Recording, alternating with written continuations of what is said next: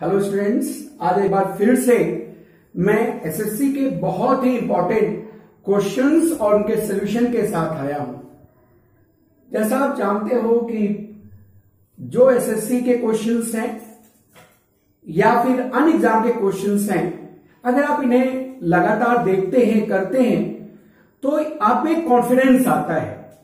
अच्छा, बहुत ही अनफॉर्चुनेट है कि तमाम बुक्स में, जो कि बड़ी बड़ी, अब मैं नाम नहीं लूंगा, बड़े बड़े पब्लिकेशंस के बुक्स हैं, उसमें वो लोग सॉल्यूशंस के नाम पे जो थोड़े से कुछ अलग हट के आते हैं, वो ऑप्शन तो छोड़िए, उसका एक्सप्लेनेशन भी गलत बताते हैं। तो इसलिए बहुत जरूरी है कि आप ऑथेंटिक टीचर से पढ़ें। आप ये मत सोचो कि कोई जो बुक है वो बहुत ही अगर बिक रही है तो बहुत ही सही आपको सोल्यूशन दे रही है। मार्केट में तमाम किताबें बिक बहुत रही हैं, लेकिन उसमें सब स्टैंडर्ड लोग, टीचर्स सॉल्यूशंस दे रहे हैं। हाँ, जो ओरिजिनल बुक्स हैं, जैसे आपने जॉर्डन की बुक ली, आपने थॉमसन की बुक ली, जिन्होंने खुद लिखा हुआ है, वो ऑथेंटिक है। लेकिन जो एग्जाम ओरिएंटेड किताबें छापी जा रही हैं, कोई जरूरी नहीं है। वो मैं देख रहा था 2-3 किताबें, तो बड़ा हैरान लगा और बहुत बिकती भी है। नाम इसलिए नहीं लूंगा क्योंकि एक पब्लिक मंच से किसी के बारे में कुछ कहना अच्छा नहीं होता है, और नहीं मैं बुराई करना चाह रहा। मैं बस आपको एक हिंट बता रहा हूं कि आपको जरूरी है कि आप एक अच्छे टीचर से, एक जानकार टीचर से आप पढ़ें। ठीक है, चलें देखते हैं। ये एसएससी के प्रीवियस ईयर के कुछ क्वेश्चंस हैं। ही does not laugh nor he smiles. देखिए, आप जानते हैं कि किसी क्लॉज या किसी सेंटेंस के तुरंत पहले कोई नेगेटिव या सेमी नेगेटिव वर्ड लिखा हो, जैसे nor, neither, hardly, scarcely, no sooner, तो ऐसे में इसके तुरंत बाद टेंस के अकॉर्डिंग लिंकिंग या हेल्पिंग वर्ब लगता है। ये प्रेजेंट एंड डेफिनिट समझ में भी आ रहा है। तो नॉर के तुरंत बाद डज लग जाएगा, तो नीदर का कोई मतलब नहीं, नॉट सही है, तो करेक्ट आंसर हो जाएगा C. He does not laugh not does he smile. ये है। इस नीदर अगर होता तो नीदर डज ही स्माइल, वो भी सही था। जैसे आप जानते हो, hardly had I left the station when it began to rain. मैंने स्टेशन छोड़ा ही नहीं था कि जब बरसात होने लगी। तो हार्डली के तुरंत बाद no sooner did he come here than it began to rain. तो नो सूनर वाक्य शुरू में है, तो इसके तुरंत बाद डिड आ गया है, और नो सूनर के साथ लगता देन है। ये सारी चीजें आपको कंजक्शन में, और हार्डली वाली चीजें आपको एडवर्ब में पढ़ाई जाएंगी। अब आप देखें, we met yesterday haven't we. आपको पता है कि क्वेश्चन टैग में टेंस के अकॉर्डिंग लिंकिंग या हेल्पिंग वर्ब शॉर्ट फॉर्म में लिखा जाता है, और अगर जो आपका सेंटेंस है, अगर वो पॉजिटिव है यानी नॉट नहीं है, तो इधर नॉट लगता है, अगर नॉट है तो नॉट नहीं लगता है। देखिए, नॉट नहीं है तो यानी नेगेटिव रहेगा, लेकिन ये पास्ट इंडेफिनिट टेंस है, मीट, मेट, मेट, तो ऐसे में पास्ट इंडेफिनिट का हेल्पिंग वर्ब डिड होता है, didn't, we. Correct answer C हो जाएगा। अब आगे हम देखते हैं, सेंटेंस है she could not help but laugh. बहुत सारे बुक्स में जो कि मार्केट में है, ये आंसर बिल्कुल गलत दिया गया है। देखिए, अगर केवल हेल्प आए, जैसे I could not help doing this work, तो I could not help doing this work का मतलब हो गया कि I could not manage to do this work, मैं ये काम नहीं कर सका। तो अगर सिर्फ हेल्प है और इसके तुरंत बाद वर्ब आ रहा है, तो वर्ब का आईएनजी फॉर्म जिरंड होता है। लेकिन अगर can not help, could not help के बाद बट आए, तो इसके बाद जो वर्ब है वो बेयर इन्फिनेटिव वर्ब होता है, यानी उनके साथ बिना टू के फर्स्ट फॉर्म लिखा जाता है। She could not help but laugh, वो कुछ और न कर सकी बल्कि केवल हंसी। नो इंप्रूवमेंट बिल्कुल सही है। और बहुत सारी किताबें यहां से लेके पटना दिल्ली के जो बड़े बड़े महारथी जिन्होंने सोल्यूशन दिया, नाम नहीं लूंगा, उन्होंने क्या लिख दिया, she could not help but laughing. और बड़ी अजीबोगरीब आपको लगेगी, नेट में भी लाफिंग लाफिंग क्यों? क्योंकि नेट में तो चोरी की जाती है। यहां पे नेट में होता है 10th का लड़का 12th को पढ़ा रहा है, हिस्ट्री ज्योग्राफी सिविक्स। क्यों? क्योंकि चोरी, उन्होंने देखा किताब में दिया तो चलो ठीक है ये डाल दिया नेट में। नहीं, आप ऑथेंटिक बुक देख लें, आप जॉनसन की बुक देख लें, बीबी जैन की बुक देख लें जो ओरिजिनल टेक्स्ट है, तो आप देखेंगे कि बट के बाद हमेशा बेयर इन्फिनिटिव वर्ब आता है। She could not help but laugh, no improvement बिल्कुल सही है। अगर आपने लॉफिंग कर दिया बिल्कुल गलत। हेल्प के बाद लॉफिंग आता है, लेकिन कुड नॉट हेल्प बट के बाद बेयर इन्फिनिटिव वर्ब आता है। ध्यान रखना, दिल्ली और पटना के जो बड़े बड़े शेक्सपियर हैं उनकी किताबों को देख के किसी से आर्गुमेंट मत करने लगना। आगे देखें, the word is being faced with a crisis. देखिए, बीइंग वर्ड का थर्ड फॉर्म तो पैसिव में आता है। दुनिया सामना कराया जा रहा है, ऐसा थोड़ी होगा। आप कहोगे दुनिया सामना कर रही है इस संकट का, तो हो जाएगा the word is facing. The word is facing, correct answer आपका डी हो जाएगा, द वर्ड इज फेसिंग। अच्छा, कन्फ्रंटेड के साथ विद आता है, जैसे ये विशेषकर सिचुएशन में आता है। I am confronted with this crisis, ऐसे होता। लेकिन फिलहाल सामना करने के लिए चूंकि एक्टिव वॉइस है, द वर्ड इज फेसिंग। आगे, आई टुक माई मदर सम ग्रेप्स।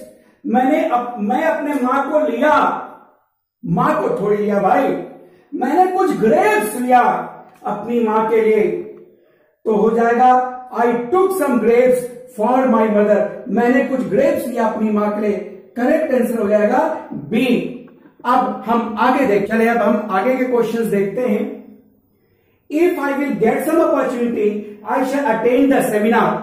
देखिए, कंजक्शन में हमने आपको पहले बताया है और कंजक्शन में आपको पढ़ाया भी जाता है कि अगर इफ क्लॉज, कंडीशनल क्लॉज या टाइम क्लॉज हो, यानी यहां इफ हो या कोई कंडीशनल सेंटेंस हो या व्हेन हो, तो ऐसे में अगर कोई कॉम्प्लेक्स सेंटेंस यानी दो क्लॉज का सेंटेंस बना है, तो कभी भी इफ या कंडीशनल कंजक्शन या टाइम कंजक्शन वाला क्लॉज फ्यूचर में नहीं होगा, ये प्रेजेंट इंडेफिनिट होगा और दूसरा क्लॉज फ्यूचर इंडेफिनिट होगा। तो if I get an opportunity हो जाएगा, ये प्रेजेंट इंडेफिनिट। और अगर इफ की जगह व्हेन होता तो भी यही, when I get some opportunity I shall attend the seminar. चाहे if I get some opportunity I shall attend the seminar, दोनों फ्यूचर में नहीं होगा। आगे देखें, she insisted on that she was innocent. देखिए, इंसिस्ट ऑन होता है, लेकिन ये तब होगा जब इसके बाद कोई जिनंड आए। जैसे she insisted on going there, वह वहां जाने पर जोर दी। लेकिन अगर कोई क्लॉज आ जा रहा है दैट वगैरह के बाद, तो ऑन का कोई मतलब ही नहीं है। ऑन तब होता जब इसके तुरंत बाद जिरंड होता।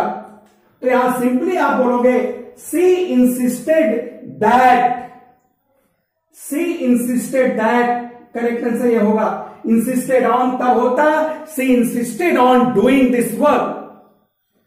You must endure what you can not cure. तुम्हें सहना होगा जिसका तुम इलाज नहीं कर सकते, ये बिल्कुल सही है।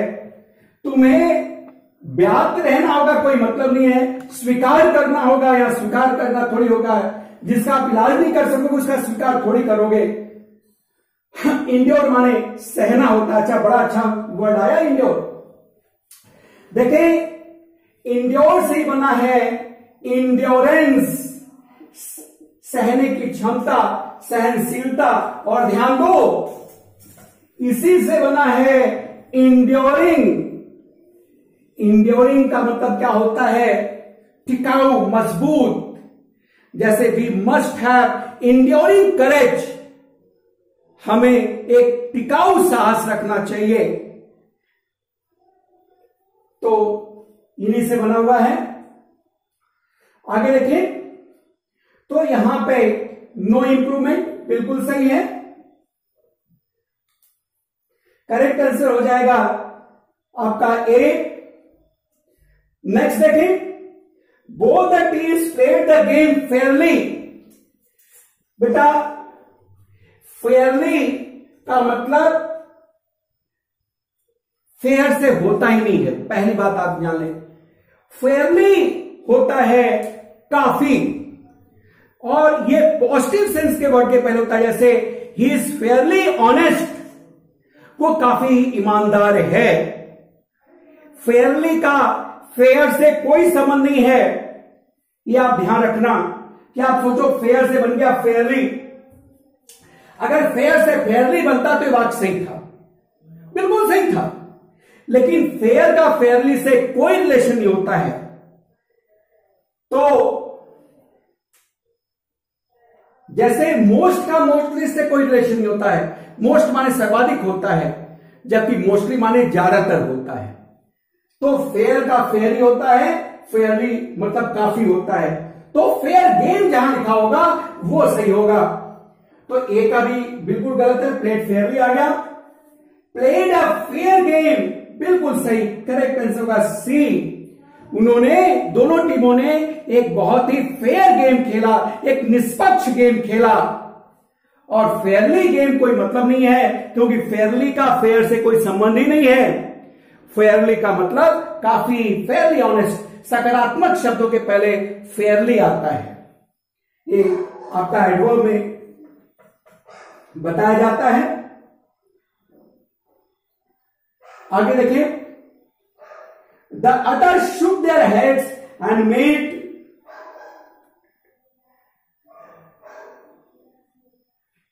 vague noises of approval। दूसरे ने अपना सर हिलाया और अस्पष्ट कुछ धीमी, अस्पष्ट कुछ आवाजें की, सहमति की। तो ध्यान दें, जब सहमति का सर हिलाया जाता है तो नॉड होता है। नॉड माने सहमत होना या सहमति का सर हिलाना। शुक देयर हेड नहीं होता है। सर हिलाने का मतलब तब होता है जब डॉक्टर कहे सर हिलाओ, ऊपर नीचे इधर उधर। लेकिन जब सहमति वाला सर होता है तो नॉड हेड होता है। यहां एक चीज और देखना, वेग माने अस्पष्ट होता है, जबकि ओग मीन्स प्रचलित होता है। ओग मीन्स प्रचलित होता है। अब हम आगे देखते हैं। अब देखिए, आगे के क्वेश्चंस देखते हैं। ये वर्ड सब्स्टिट्यूशन के क्वेश्चंस आए हुए हैं और बहुत सारे एग्जाम्स में आए हुए हैं, तो उसको हमने एक जगह किया है। One who runs away from justice और लॉ, जो कानून या न्याय से भागते हैं तो उनको बोलते हैं फ्यूजिटिव। फ्यूजिटिव, देखिए ये कानूनी वर्ड है, जबकि एब्सकॉन्डर माने भी भगौड़ा होता है। एक वर्ड है एब्सकॉन्डर, इसके माने भी भगौड़ा होता है, दोनों सिनोनिम में है। क्रिमिनल का कोई मतलब नहीं है, क्रिमिनल अपराधी है। स्मगलर आप जानते हो, जो चीजों को स्मगल करते हैं। थीफ, चोर। तो इसका जो करेक्ट आंसर होगा that will be fugitive. One who runs away from justice और लॉ, जो न्याय या कानून से दूर भागते हैं उनको बोलते हैं फ्यूजिटिव। आगे देखिए, a person who deserves all praise, एक व्यक्ति जो प्रेज, प्रशंसा का हक रखता है। तो भाई प्रशंसा का हक रखता है, यानी जिसकी प्रशंसा होनी चाहिए, तो वो लॉडेबल हो जाएगा। देखिएगा, लॉडेबल लॉर्ड इसी से तो बना है। अपलॉड किसी की बहुत प्रशंसा करना, अपलॉड इसी का नाउन है। अपलॉज बहुत ज्यादा प्रशंसा। तो देखिए पार्ट्स ऑफ स्पीच से भी वर्ड्स आपके तैयार होते हैं। डिटेस्टेबल, इसका टेस्ट से कोई रिलेशन नहीं है भाई। डिटेस्ट माने नापसंद करना, तो डिटेस्टेबल माने जिसको नापसंद किया जाए। लवेबल जिसको प्रेम किया जाए। डेस्पिकेबल माने घृणित। देखो एक वर्ड है ना डिस्पाइज, डिस्पाइज माने घृणा करना होता है, हेट, और इसी से क्या बना है डेस्पिकेबल, इसी से डेस्पिकेबल बना हुआ है। आगे देखिए वन हु इज स्किलफुल, जो स्किलफुल होता है उसको बोलते हैं डेक्स्ट्रस। अच्छा यहां ध्यान देने वाली बात है, डेक्स्ट्रस का इस्तेमाल आपका जो दोनों ही हाथों को बराबर टैलेंट से यूज कर सकते हैं उनको भी डेक्स्ट्रस बोलते हैं, स्किलफुल के लिए भी डेक्स्ट्रस बोलते हैं। और ये जो डेक्स्ट्रस है इसके और भी सिनोनिम्स हैं, जैसे एप्ट, एप्ट माने भी स्किलफुल होता है। अच्छा एप्ट का एंटोनिम इनेप्ट होता है। इनेप्ट माने अकुशल, यह है गोचे, भद्दा, ये इसके एंटोनिम हैं। तो देखिए बहुत सारे वर्ड आपस में काफी रिलेट कर रहे होते हैं। डिफरेंट आपको पता ही है, अलग। डिसिप्लिन्ड अनुशासित। डिलीजेंट माने परिश्रमी होता है। अच्छा डिलीजेंट के और भी सिनोनिम्स हैं, जैसे आपके इंडस्ट्रियस, ये सब आए हुए हैं। इंडस्ट्रियस माने भी मेहनती होता है, डिलीजेंट माने भी मेहनती होता है। आगे देखें of one's own free will, जो अपनी फ्री विल से अपने मुक्त इच्छा से किया जाए, जो बेटा मुक्त इच्छा से किया जाता है वो होता है वॉलंटरी, स्वैच्छिक इसको हिंदी में बोलते हैं। हिंदी में बोलते हैं इसको स्वैच्छिक। अब यहां ध्यान देने वाली बात है कि ऑब्लिगेटरी माने बाध्यकारी, कंपल्सरी माने वही बाध्यकारी, मैंडेटरी माने आवश्यक। तो इस तरह से ऑब्लिगेटरी, कंपल्सरी, मैंडेटरी ये तीनों ही एक तरह से सिनोनिम्स हैं। हां अपनी इच्छा से क्या हो जाएगा वॉलंटरी, स्वैच्छिक। आगे देखें one who has long experience, one who has long experience, जो अनुभवी होते हैं उनको बोलते हैं वेटरन। नोविस तो इसका एंटोनिम है नौसिखुआ होता है। एक्सपर्ट तो किसी चीज का एक्सपर्ट होता है भाई, एक्सपर्ट कोई जरूरी क्या अनुभव हो, अनुभवी ही हो। प्रैक्टिशनर जो किसी चीज की प्रैक्टिस करता हो, तो इसका जो करेक्ट है वो है वेटरन, जो लंबा अनुभव रखते हैं। स्टडी ऑफ एंसेंट थिंग्स, पुरानी चीजों का जो अध्ययन हो किसमें किया जाता है, आर्कियोलॉजी में किया जाता है, पुरातत्व विज्ञान, विज्ञान में किया जाता है। आर्कियोलॉजी मीन्स होता है पुरातत्व विज्ञान। जूलॉजी आप जानते हैं जीव विज्ञान। फिजियोलॉजी ये किसी चीज की संरचना विज्ञान को बोलते हैं फिजियोलॉजी। एथनोलॉजी जो है किसी जो है एथनिक ग्रुप का, किसी जातीय ग्रुप का जो अध्ययन किया जाता है। तो पुरानी चीजों का अध्ययन आर्कियोलॉजी में होता है, पुरातत्व विज्ञान में होता है। आगे देखें one who is too careless for to plan for the future, जो अपने फ्यूचर के प्लान बनाने में बहुत ज्यादा लापरवाह होते हैं उनको बोलते हैं इम्प्रोविडेंट। देखो प्रोविडेंट फंड होता है ना, प्रोविडेंट फंड मतलब क्या हो गया, फ्यूचर के लिए आप जो फंड कोई कंपनी या सरकार काटती है वो प्रोविडेंट फंड होता है। जब आप रिटायर होते हो वो आपको मिलता है। और तो प्रोविडेंट उसी से बना, भविष्य संबंधी, और इन लगा देने पे उसका एंटोनिम हो जाता है। इससे पॉसिबल का एंटोनिम इम्पॉसिबल होता है। तो इम्प्रोविडेंट जो फ्यूचर के लिए केयरलेस हो वो इम्प्रोविडेंट है। इम्प्रैक्टिकल अव्यवहारिक आपका इम्प्रूडेंट, देखो, प्रूडेंट माने वाइज होता है, बुद्धिमान होता है। इम्प्रूडेंट मीन्स क्या हो गया?